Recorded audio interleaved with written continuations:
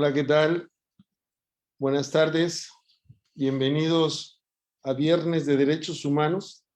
Queremos dar la más cordial bienvenida. Estamos estrenando una plataforma. Hoy es un día muy especial porque terminamos un curso, la primera semana de actualización internacional de derechos humanos y empezamos otra actividad que es la segunda semana internacional, donde estaremos tocando principalmente temas de derechos humanos. Quiero decirles que la primera semana únicamente versó sobre cuestiones referentes a los viernes de derechos humanos que hemos tenido. En esta ocasión, la segunda semana, vamos a tener más actividades, puesto que vamos a abrir un Classroom y ahí vamos a subir algunas actividades adicionales. Hoy estamos muy contentos porque nuevamente nos visita un gran colega, un gran amigo, un compañero ya de algunas actividades académicas en las que hemos participado y nos va a apoyar con un tema muy especial que podríamos decir que tiene una gran trayectoria ya desde el punto de vista doctrinal, el tema, pero que es importante seguirlo fomentando. Me refiero al control difuso de convencionalidad y a los derechos humanos. Y hoy tenemos la fortuna de tener al doctor Guillermo Estrada, quien es una persona muy preparada. Él es miembro del Sistema Nacional de Investigadores a nivel nacional, es investigador del Instituto de Investigaciones Jurídicas de la UNAM y desde luego es catedrático y conferencista en diferentes instituciones. Es también articulista y ha escrito libros colectivos y estamos muy contentos hoy que nos visite el doctor nuevamente Guillermo Enrique Estrada Adán. Doctor, bienvenido a nombre de la Universidad Autónoma de Chiapas, bienvenido a nombre del SECOCISE, del Colegio de Abogados Procesalistas Latinoamericanos, y también tenemos hoy algo muy especial. El día de hoy estamos en la cátedra del doctor Hugo Carrasco Solé. Saludamos a todos los estudiantes de la Universidad Nacional Autónoma de México, de la Facultad de Derecho. Es un día muy especial por tantas cosas que se conjuntan en esta actividad y desde luego, sobre todo por la presencia del doctor Guillermo Estrada, Guillermo Enrique Estrada Adán. Doctor, bienvenido. Muchísimas gracias, doctor Martínez Lascano. Ya estamos aquí y me da mucho gusto volver a encontrarme contigo en estos meses. Hay que agradecer, entre de las poquísimas cosas que hay que agradecer a este contexto que vivimos mundial, es que nos permite mantener una comunicación constante a distancia por estas y algunas otras plataformas. Así que mil gracias por la invitación, Alfonso. No, gracias a ti, de verdad. La anterior ocasión fueron temas interesantísimos que realmente nos dejaste muchas reflexiones y hoy, sin duda, abordar este tema es importante. Saludamos a todos los que nos siguen aquí en el Zoom y también invitamos a que a través de Facebook Live nos hagan llegar sus preguntas, sus comentarios. Saludamos a Argentina, saludamos a Venezuela, a Ecuador, a México, a diferentes partes de Chiapas, desde luego la Ciudad de México y todos los que afortunadamente poco a poco se han sumado a este esfuerzo colectivo de promover los derechos humanos a través de la educación, que creemos que es el medio más importante para cambiar la cultura jurídica en la que nos encontramos. ¿Por qué seleccionar este tema, mi querido doctor Guillermo Enrique Estrada, para analizar el impacto que podría tener esta herramienta, podríamos decir, esta metodología para proteger los derechos humanos? ¿Te refieres particularmente al control de convencionalidad? Sí, claro, el control de convencionalidad. No sé si, no se ve tu cámara, no sé si la puedas Me aparece que el anfitrión detuvo el video. A ver, ahí te voy a nombrar como anfitrión. Ahí, a ver, perdón. Ahora sí. Bienvenido. No es lo mismo nada más oírte que verte, ¿no? Estas sesiones espiritistas, también a las cuales en muchas ocasiones estamos acostumbrados ahora por Zoom. Perfecto. Bueno, mira, el control de convencionalidad, bien lo decías tú, hoy si hay una literatura profusa en los últimos años es justamente sobre control de convencionalidad. Han proliferado, se ha expandido el número de personas que escriben sobre control de convencionalidad y al final es una herramienta de litigio, ¿no? Es una herramienta de protección de derechos, es una herramienta que puede permitir que las personas acudan no solamente a los juzgados, es decir, no solamente al Poder Judicial, sino también al Poder Ejecutivo, incluso el Legislativo, y también a los órganos constitucionales autónomos, ya sea en el ámbito federal como en el ámbito local en nuestro país y también fuera de nuestro país, para exigir la protección de nuestros derechos.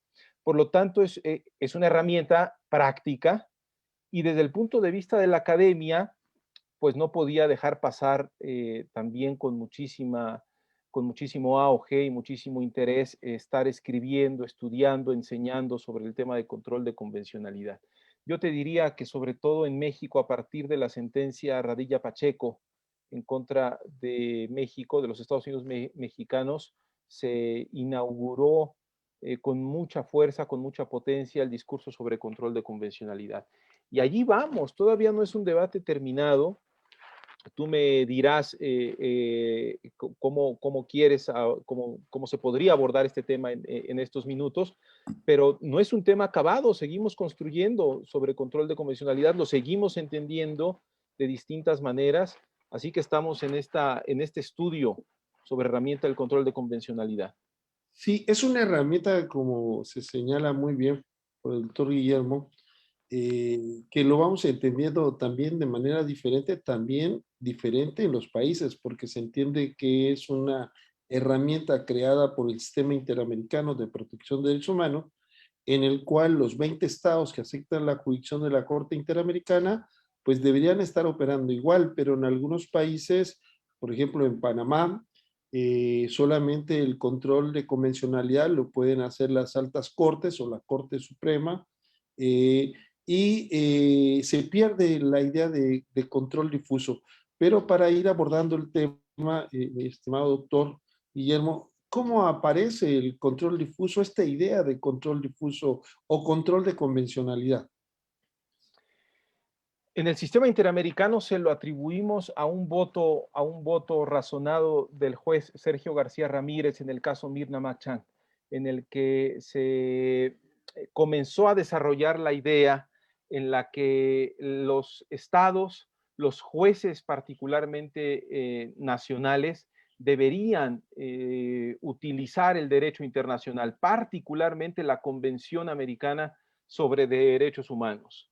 En el caso Almonacid Arellano versus Chile, la Corte Interamericana se apropió de este concepto de control de convencionalidad y allí comenzó a utilizar una frase que luego fue de alguna manera depurando, que decía que los órganos del Poder Judicial deberían hacer una especie de control de convencionalidad y hacía énfasis, o nos queda para nosotros hacer énfasis en esta especie. Todavía no tenía claro qué quería decir la Corte Interamericana. Es en el Radilla Pacheco donde le quita especie de control, lo hace de manera directa y otra vez va enfocado a los órganos del Poder Judicial. Dice más o menos la sentencia Radilla Pacheco en el párrafo 339, un párrafo emblemático para la jurisdicción interamericana, no solamente en contra de México, sino también por el valor que pudiera tener para otros estados de la región. Dice que cuando un estado ratifica un tratado como la Convención Americana, usa el vocablo ratificar, quizá hubiera sido mejor decir consentir un tratado internacional, pero lo dice así: cuando un Estado ratifica un tratado como la Convención Americana, todos los jueces o todo el órgano judicial está obligado a realizar un control de convencionalidad ex officio, dice la Corte Interamericana. Y a partir de ahí, digamos, se desata, ahora sí con mayor fuerza, una discusión sobre este control de convencionalidad. Y este andar de la Corte Interamericana desde aquel caso Mirna Machank, digamos que adquiere su cúspide, o una de las primeras cúspides en el caso Hellman contra Uruguay, particularmente en una resolución de la Corte Interamericana para supervisar el cumplimiento de la sentencia, porque es en el caso Hellman donde la Corte extiende la noción de control de convencionalidad para que no solamente sean los jueces de un Estado, sino todas las autoridades en el ámbito de su competencia. Y con eso inaugura, pues tú imagínate, Alfonso, y quienes nos escuchan, quienes nos ven, lo que eso significaba, lo que eso ha significado incluso para nuestros estados, para los estados de la región, que de pronto le lancen no solamente a los jueces, sino a las autoridades ejecutivas, legislativas, etcétera,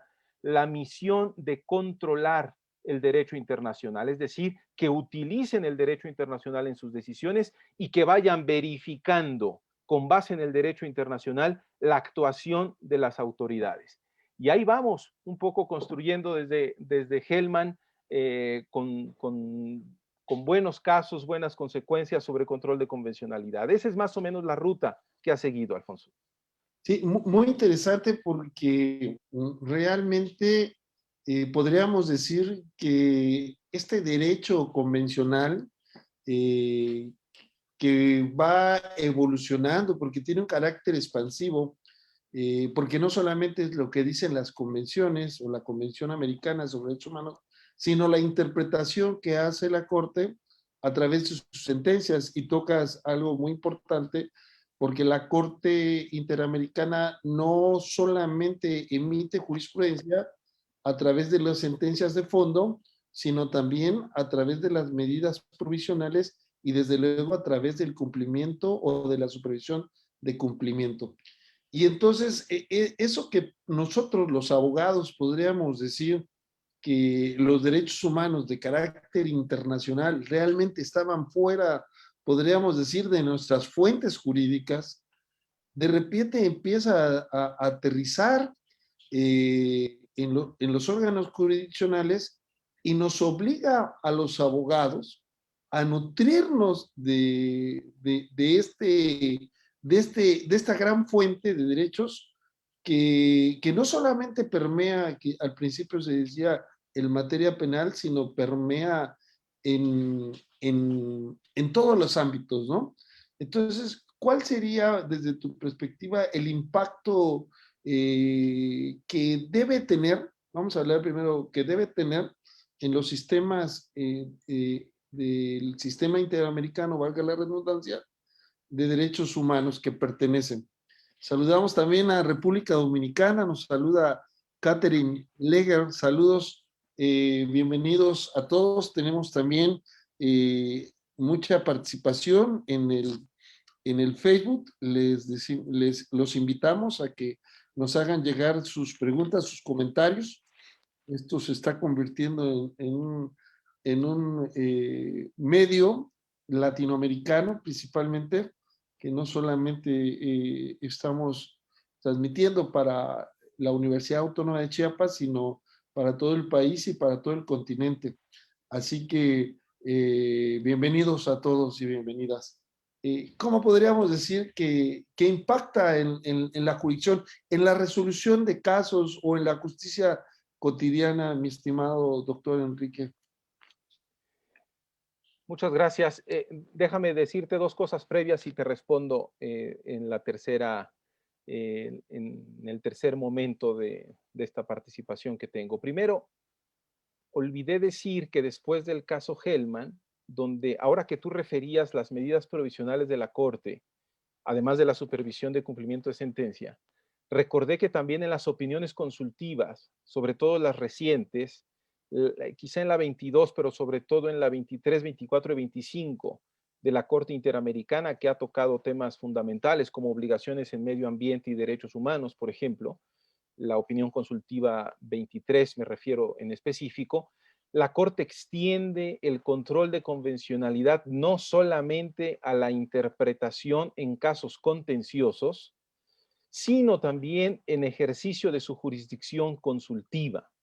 Y eso tiene dos impactos reales. El primero, que pueden ser también provocadores para los estados, ¿no? Los estados no acatan o no asumen esta postura, ni siquiera yo te diría que la totalidad de la academia asume esta postura de manera tan feliz o exitosa, pero por estos dos impactos. Primero, porque extiende la jurisdicción a la jurisdicción consultiva, el impacto del control de convencionalidad, y hoy quienes hacen control de convencionalidad en el ámbito interno deben mirar no solamente los criterios o los estándares producidos en casos contenciosos, sino también en casos consultivos, o mejor dicho, en opiniones consultivas. Pero por otro lado, y lo hace además consciente la Corte Interamericana, insisto, en estas opiniones consultivas, extiende la noción de control de convencionalidad a los estados que son estados miembros de la Organización de Estados Americanos, con independencia de que sean estados parte de la Convención Americana, e incluso con independencia de que hayan aceptado o no la jurisdicción contenciosa de la Corte Interamericana de Derechos Humanos. Así que ahí lanza dos dimensiones distintas la Corte Interamericana a partir de las opiniones consultivas, y me parece que es un buen tema para debatir y opinar. La segunda, el segundo momento de esta respuesta que quiero decirte, Alfonso, es que, a ver, ciertamente ha sido la Corte Interamericana en este caminar quien ha impactado y quien ha desarrollado, quien ha provocado una buena discusión sobre control de convencionalidad. No obstante, hay que preguntarnos si realmente no se hacía o no se debía haber hecho antes este control de convencionalidad, sobre todo en estados monistas, como normalmente se identificaban a estados como el mexicano. Debo decir que además esta separación entre dualismo y monismo, desde mi punto de vista, ha quedado superada, pero eso explica buena parte del siglo XX y de dónde los estados se ubicaban. Porque ya hay incluso teóricos del derecho internacional que previamente a este desarrollo de la Corte Interamericana habían señalado la importancia de que fueran los jueces nacionales quienes utilizaran el derecho internacional, que el derecho internacional no era exclusivo del ámbito de la jurisdicción internacional, sino también del ámbito de la jurisdicción nacional. Y no solamente en el ámbito de derechos humanos, sino también en otros ámbitos de la jurisdicción o en otros ámbitos del derecho. Podríamos pensar, por ejemplo, en el caso del derecho comercial internacional, cómo los tribunales o las autoridades internas bien podrían utilizar el derecho internacional, y eso, a final de cuentas, es una suerte de control de convencionalidad. Por otro lado, y ahora respondo propiamente a la pregunta que me has hecho, están comenzando a desarrollarse, y en el Instituto de Investigaciones Jurídicas identifico por lo menos 3 o 4 recientes estudios de colegas que ponen, digamos, la mira en justamente en revisar cómo los tribunales nacionales están usando o no el derecho internacional. Y déjame decirte, particularmente el derecho internacional de los derechos humanos. Y déjame decirte que el resultado no es necesariamente alentador en todos los casos, porque en muchas ocasiones los jueces nacionales lo único que hacen es reproducir en sus sentencias derecho internacional como si eso fuera ya hacer control de convencionalidad. Y eso no es hacer control de convencionalidad, pero solamente, digamos, te reproducen en las sentencias lo que dice el artículo tal del convenio tal, lo que dice el artículo tal de la Convención Americana, lo que dice la Corte en la sentencia tal, y al final no hay un desarrollo interpretativo ni argumentativo para realmente hacer control de convencionalidad. Esto que mencionas es muy importante. Te pediría nada más, si como tenemos alumnos estudiantes que si nos puedes comentar ahorita la diferencia entre la teoría monista y dualista nada más, ¿no? Para que los que nos siguen y cómo podríamos decir que actualmente está separado. Bueno, algo de lo que decías que se me hace muy importante es que la cultura, la práctica judicial, podríamos decir que los abogados de antaño, sin embargo, es una cultura, esto no es de generaciones, sino esto quizás viene desde hace tiempo y todavía se sigue reproduciendo. El famoso, préstame un machote, préstame un formato, y entonces pensamos que hacer demandas es hacer cumplir con una serie de requisitos sin estudiar el contenido, basta la reproducción. Entonces, esto que mencionas, doctor, es muy interesante porque si bien es cierto que muchos de los tribunales que utilizan eh, argumentos, podríamos decir, entre comillas, basados y fundados en la convención, solamente son copy-paste, porque no tienen una relación, no tienen una congruencia con el resultado y no tienen una congruencia con el contenido de análisis que dice la sentencia. Simplemente basta copiar y pegar para que no digan que el juez no utilizó derecho convencional. ¿Cuál sería tu opinión al respecto? Pero incluso, Alfonso, en este citar instrumentos internacionales, en ocasiones nos topamos con sentencias, incluso yo te diría que hasta con proyectos de la Suprema Corte de Justicia de la Nación, pero también sentencias de amparo en primera instancia, es decir, por un juez de distrito o por un colegiado, en donde no solamente citan o reproducen artículos de tratados internacionales, sino a veces cualquier documento de derecho internacional o instrumento internacional que en ocasiones no es obligatorio para el Estado, para el Estado mexicano. En días recientes nos mostraban cómo jueces de distrito incluso reproducían artículos del Convenio Europeo para la Protección de los Derechos y Libertades Fundamentales. Claro que eso en principio no es obligatorio para el Estado mexicano.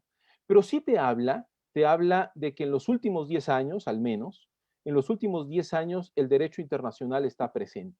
La manera en cómo se utiliza, cómo se interpreta, cómo se argumenta, cómo realmente decide una situación, eso no está claro y no siempre es una metodología homogénea en la manera en cómo se está citando por los jueces o por las autoridades. También me lo explico porque de alguna manera quienes nos formamos en las facultades, en las escuelas de derecho, hacia finales del siglo pasado o durante el siglo pasado, pues no veíamos el derecho internacional como algo que se pudiera estar utilizando en una demanda, por ejemplo, ya no te digo de amparo, ¿no? En una demanda, por ejemplo, de derecho civil incluso, ¿no? O en penal. Y de alguna manera esto comenzó a abundar en la práctica y entonces creemos que el reproducir criterios internacionales es ya empujar un argumento sobre derecho internacional. Ahí nos falta mucho que hacer, ¿eh? Realmente nos falta mucho, quizá desde la parte formativa, fíjate, desde las escuelas y las facultades, cuando se enseña derecho, nos hace falta mucho por explicar y por argumentar, por decir cómo se tendría que estar usando el derecho internacional. Pero al mismo tiempo, y esta quizá es otra vertiente, y aquí podemos también recoger la experiencia de otros estados en América Latina. En Colombia, por ejemplo.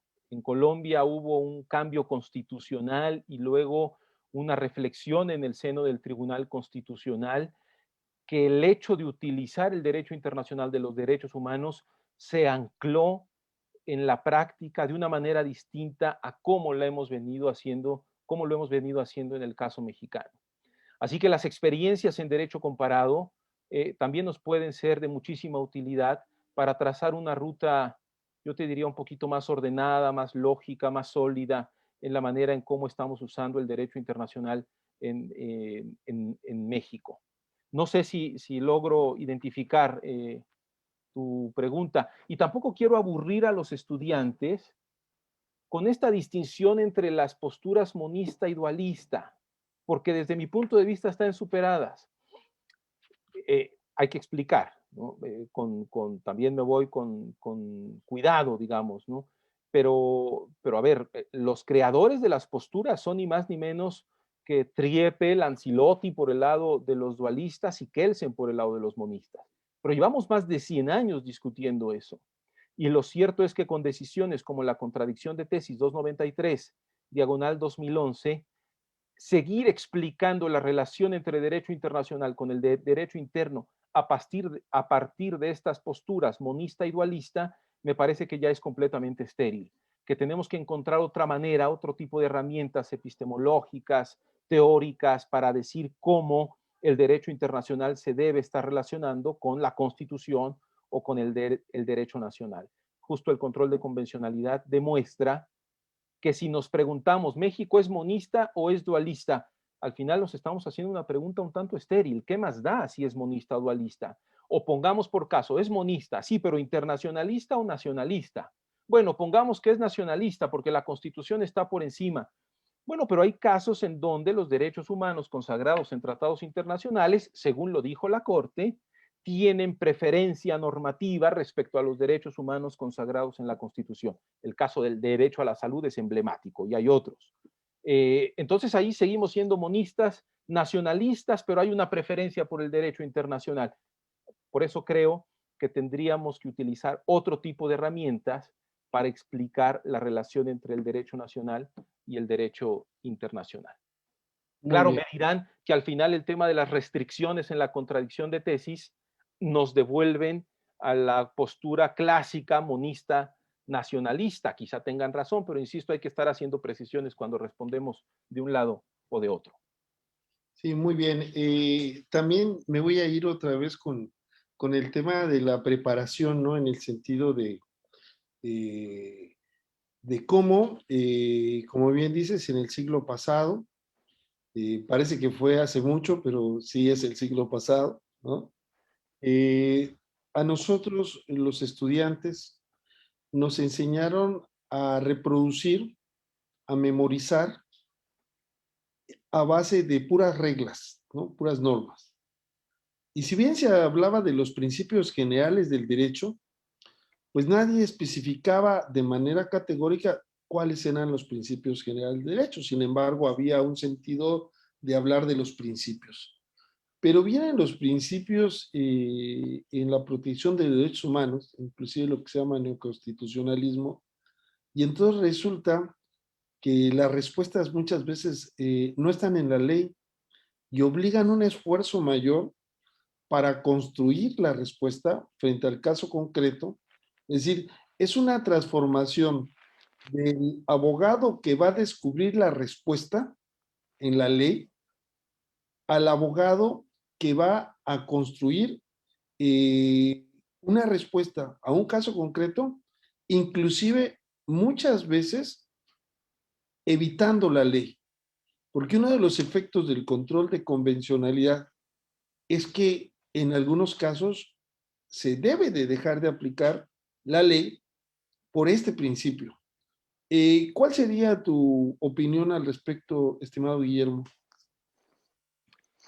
Bueno, primero, mira, en el caso, ciertamente, en el caso de control de convencionalidad hay una postura de desaplicación de la ley, pero no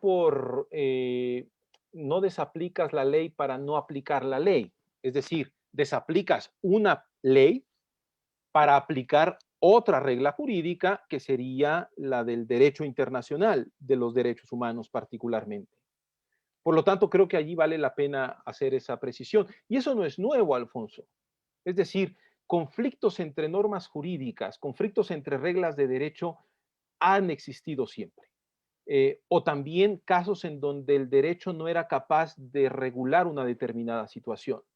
En ocasiones teníamos que optar por el juez para que supliera esa cuestión. No todos los jueces lo han hecho en la historia, etcétera. Pero me parece que suponer que la idea de control de convencionalidad o nos plantea un escenario exclusivo de contradicción de normas, no es cierto, porque contradicción de normas en el derecho siempre las hemos tenido y hemos encontrado herramientas para solucionar esos conflictos normativos. A veces el de jerarquía, una norma superior aplasta a una norma inferior, en eso le otorga verticalidad y organiza el sistema jurídico.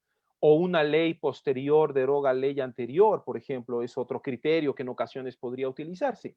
Es decir, sí hemos encontrado manera de resolver esos conflictos normativos. Hoy, cuando hablamos de desaplicar una ley para un juez que no tiene la facultad de declarar inconstitucional una regla y por lo tanto expulsar la regla del sistema jurídico, es una manera en la que prefiere otra regla jurídica y eso en términos de la nomenclatura contemporánea, diríamos, consiste en desaplicación de una regla de derecho.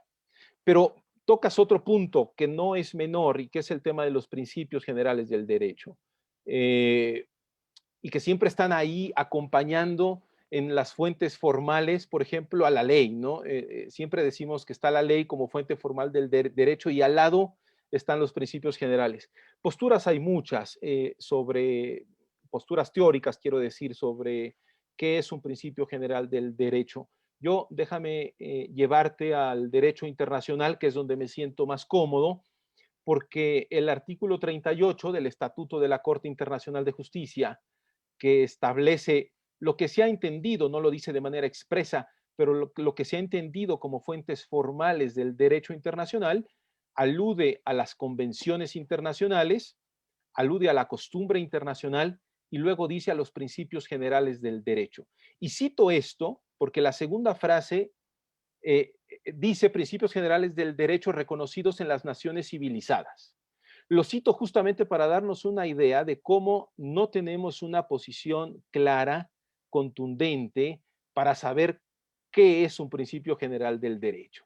Y entonces, claro, este estatuto, aunque se retoma otra vez en 1945 en el marco de la Organización de las Naciones Unidas, se había redactado después de la paz de Versalles, después de Versalles. Luego tenemos 100 años con esa redacción, sigue siendo vigente, es un artículo que está vigente ahora y te demuestra la postura de quien redactó ese artículo y de que no o imaginaron que los principios generales del derecho en todo caso habitaban en las naciones civilizadas y no en otras naciones. No vamos a decir cómo se consideraban esas otras naciones, pero esta distinción ya no se puede sostener, por supuesto.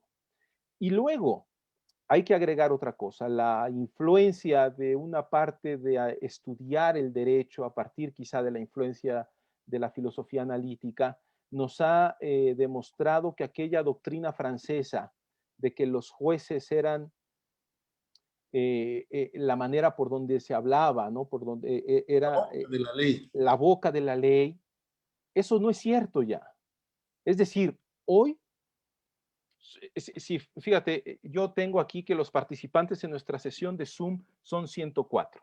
Además, identifico a gente de primerísimo nivel que está en el auditorio. Si nosotros le ponemos una frase de la Constitución, pongamos por caso otra vez el artículo 4, toda persona tiene derecho a la salud, y se la sometemos a consideración de los 104. Estoy seguro que vamos a tener muchas, tampoco quiero decir 104 interpretaciones, pero vamos a tener muchas interpretaciones de lo que eso significa. Lo que nos ha enseñado la doctrina de la interpretación es que los significados no siempre son homogéneos en el derecho y que por lo tanto es tarea del intérprete la de asignar significado a través de distintas herramientas. Bueno, Perdón por extenderme tanto, Alfonso. No, perdón. no, está bien, no, al contrario. Estimado Guillermo, fíjate que tenemos 104, no podemos tener más, pero en el Facebook tenemos a 38 que nos están viendo en tiempo real. Estamos saludándolos. Por favor, los que están iniciando el curso tendrán que ponerle me gusta ahí en Facebook y ponerle su nombre completo para llevar el control.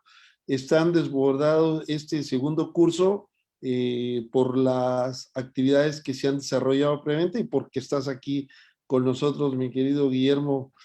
Agradecemos a todas y a todos porque realmente este esfuerzo que hace la Universidad Autónoma de Chiapas, el Colegio de Abogados Especialistas, el SECOSICE, es para promover la cultura y qué bueno que estén interesados y interesadas en conocer estos parámetros, ¿verdad?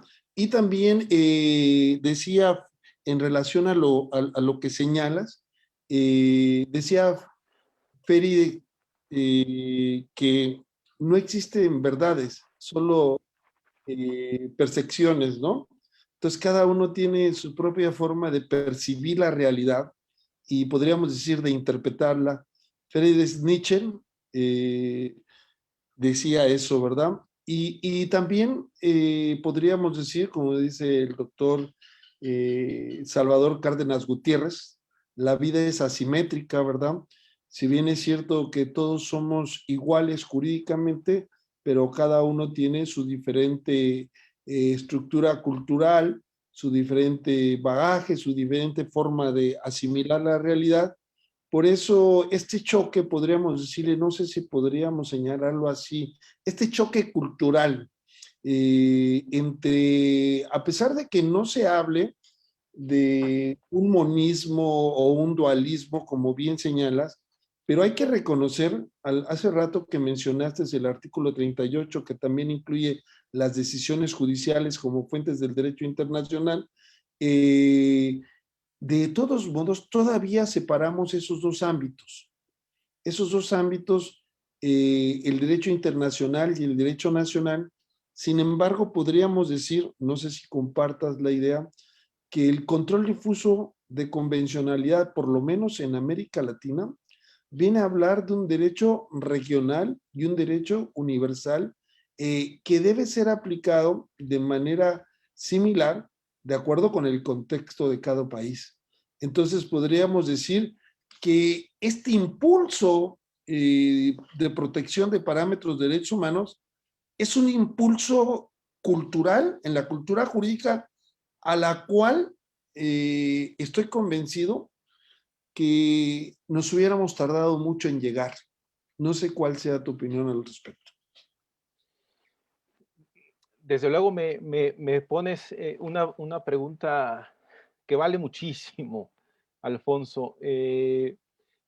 Déjame hacer primero una provocación. ¿Realmente lo que tenemos hoy como control de convencionalidad es algo a lo que hubiéramos aspirado como región? Yo te pongo primero esa pregunta. Luego, supongamos que sí. ¿Ha sido la Corte Interamericana quien ha puesto el tema del control de convencionalidad en nuestra región, luego también de la mano de la Comisión Interamericana de Derechos Humanos? Por lo tanto, vendría un segundo nivel de análisis. Si queríamos esto en la región, ¿ha sido esa la mejor manera de tenerlo?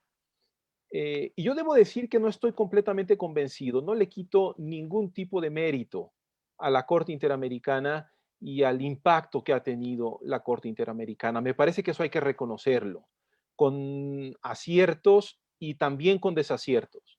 Pero la Corte Interamericana ha puesto sobre la mesa temas fundamentales para los diseños constitucionales, particularmente en lo que le compete, que son la protección de los derechos humanos. Ahora, ¿es esa la mejor manera de encontrar una ruta de compartir estándares, por ejemplo, en la protección de los derechos entre estados que compartimos mucho, entre otros sistemas jurídicos que vienen más o menos de un origen común, que se han desarrollado más o menos de la misma manera? ¿Es esa la mejor manera? Y yo creo que hay que reflexionarlo y no hay que responderlo de bote pronto. Yo te diría que sí nos hemos adelantado varios años, pero luego hay que pensar si esta exactamente ha sido la mejor manera de hacerlo y cuál sería sobre todo el futuro de esta creación de estándares compartidos. si deberíamos sentarnos a pensar que no solamente en derechos humanos, sino en otras áreas del derecho, por ejemplo, la protección del ambiente, no el derecho humano a la protección al ambiente, que eso ya más o menos podría estar ahí en el sistema interamericano.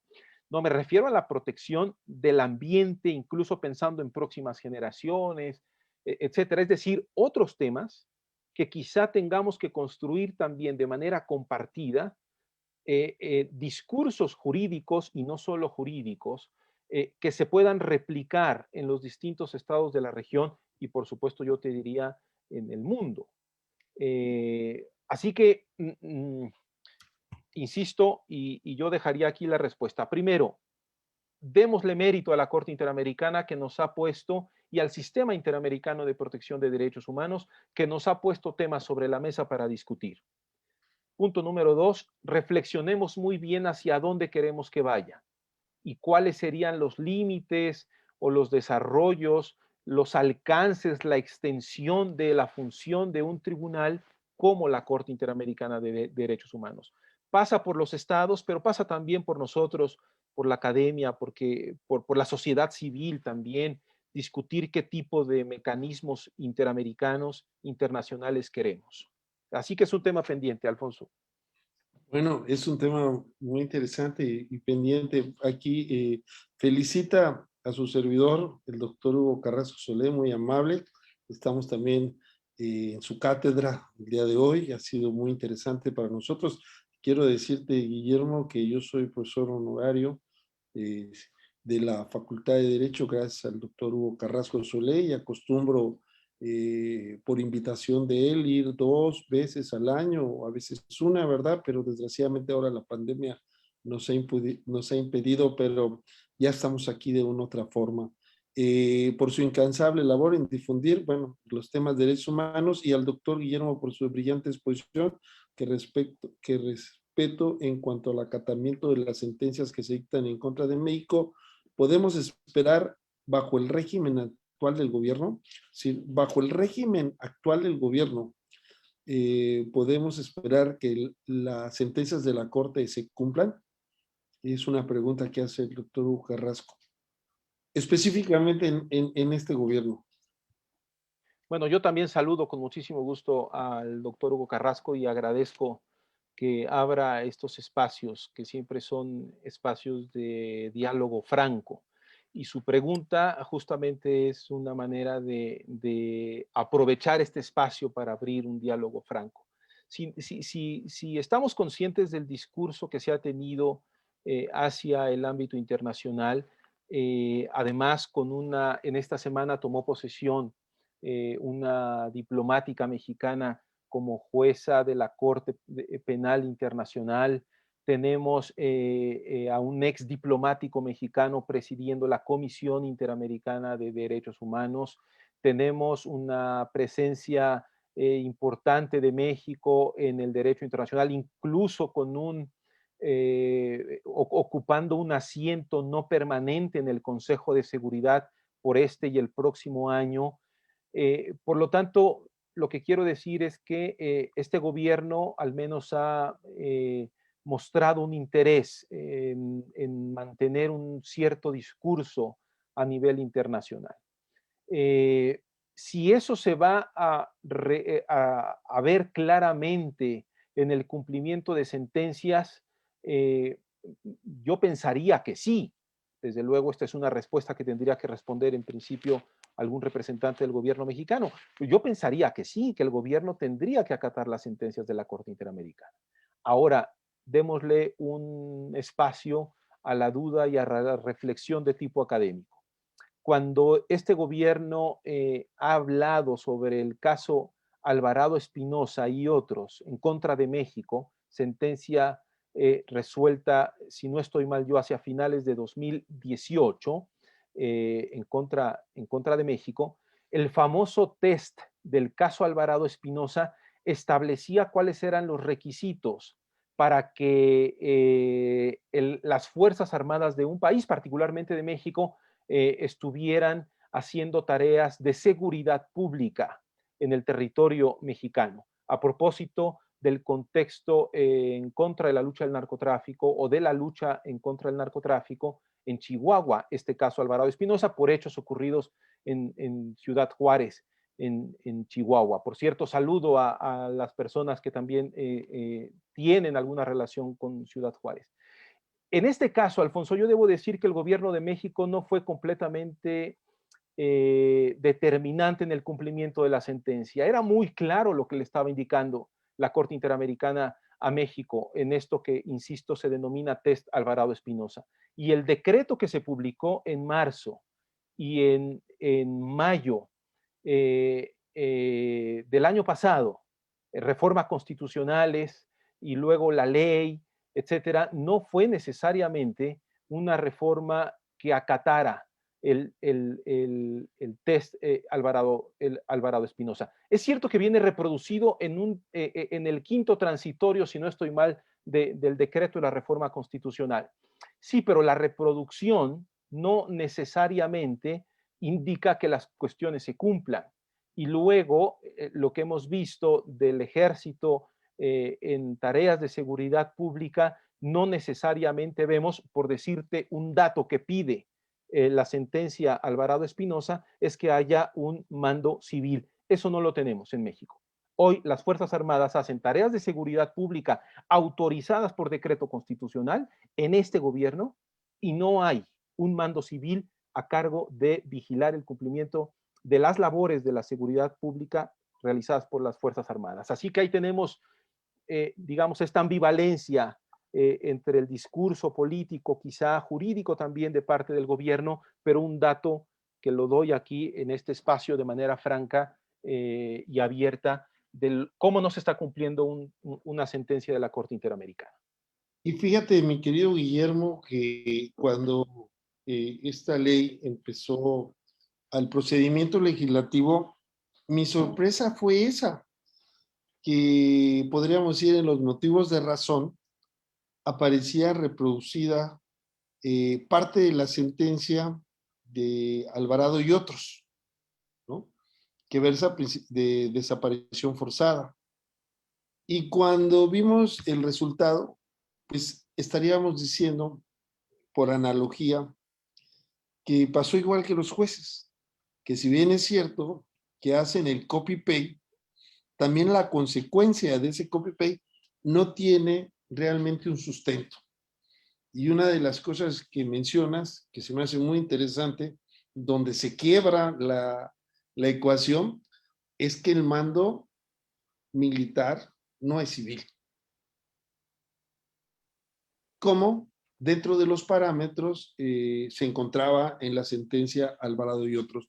De hecho, son 4 requisitos, no recuerdo exactamente todos, pero el fundamental es ese, ¿no? Entonces, tenemos algunas preguntas que quisiera hacerte. ¿En qué se dice Luz Manuelita Figueroa, en qué se diferencia el control de comunitario con el control de convencionalidad? El control comunitario me refiero, yo creo, a Europa, ¿no? Eh, quisiera pedirle mayor precisión. No la tengo clara y responderé un poco pensando en lo que, en lo que está refiriéndose.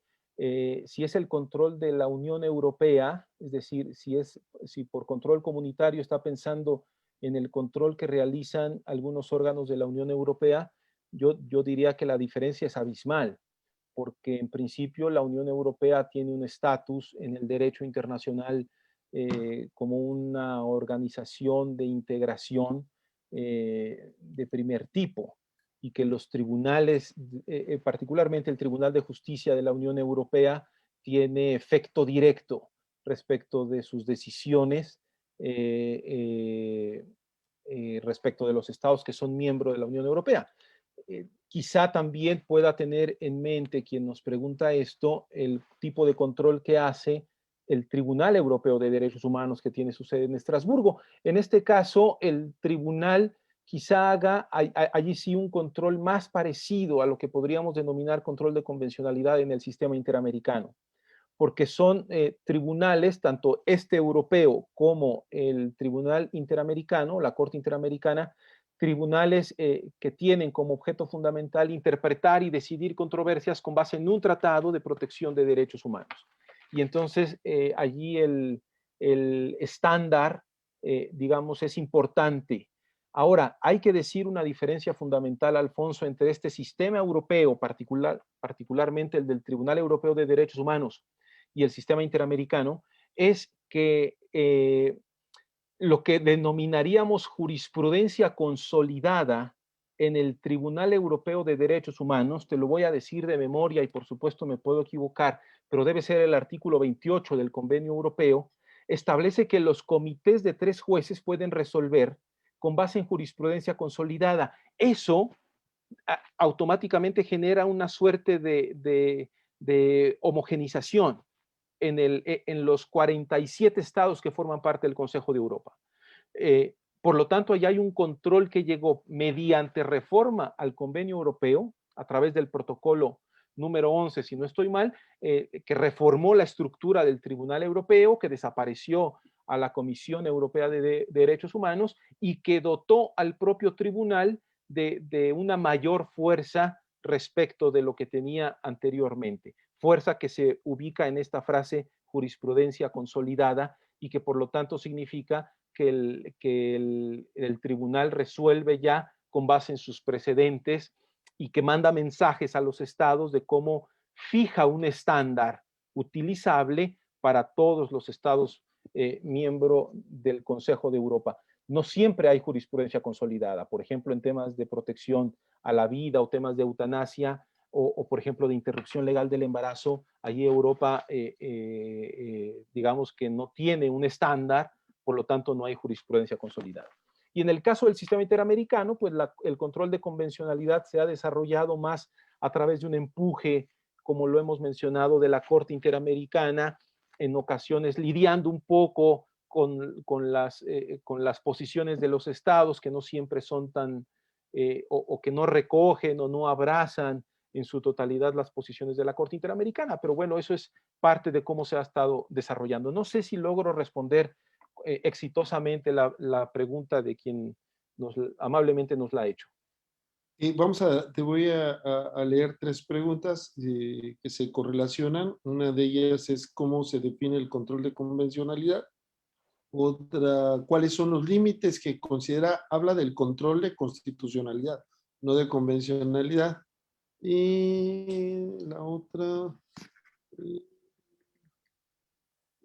bueno, ahí están esas dos. La otra, perdón. ¿Qué opina del control de convencionalidad en relación al Tribunal Federal de Justicia? Gracias por las preguntas, Lisset. ¿De justicia fiscal se referirá? Sí. ¿Sí?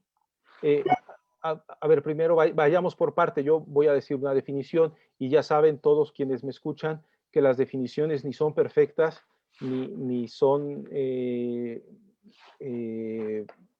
o que alcanzan a describir todo lo que quisiéramos dar cuenta en una definición.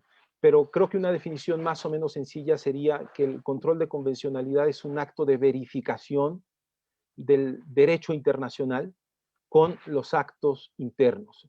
Estoy siendo muy genérico porque por actos internos podría ser un acto de legislativo, podría ser lo que denominamos un acto de autoridad, lo que podría ser una sentencia interna, una ley, una política pública, etcétera. Pero en términos muy generales, cuando decimos que controlamos la convención o la convencionalidad, es justamente un acto de verificación de que se cumpla lo que dice la convención, el derecho internacional, frente a, eso es por un lado, y del otro lado, de la otra mano, deberíamos tener un acto interno, insisto que puede ser una ley, una sentencia, un acto de autoridad propiamente, etcétera. ¿Cuáles son los límites del control de constitucionalidad? Quizá haya constitucionalistas, advierto y celebro y además mando un cordial saludo a Jaime Hugo Talancón, quizá haya constitucionalistas en el auditorio muchísimo más posicionados que yo, mejor posicionados que yo para responder una pregunta de ese tipo.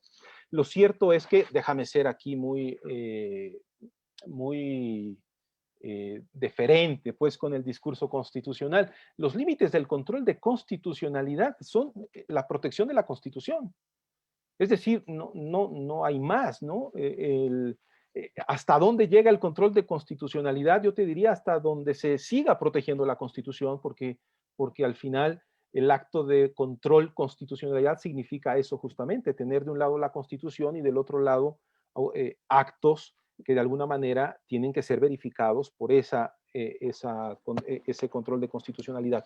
Si quieren una respuesta muchísimo más práctica, diríamos pues que el límite es justamente la declaratoria de inconstitucionalidad, ¿no? O la decisión de inconstitucionalidad del otro acto de la ley, etcétera, que se alega inconstitucional.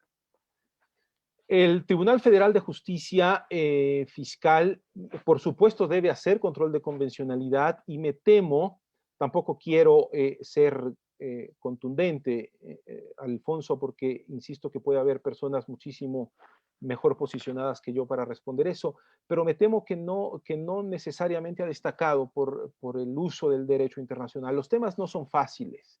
¿Cómo metes en temas administrativos cuestiones de derechos humanos para ser consecuentes con lo que la Corte Interamericana ha dicho? Por supuesto se puede y por supuesto que ha habido, pero me parece que no ha sido completamente contundente la posición del Tribunal de Justicia Fiscal y Administrativa con el control de convencionalidad.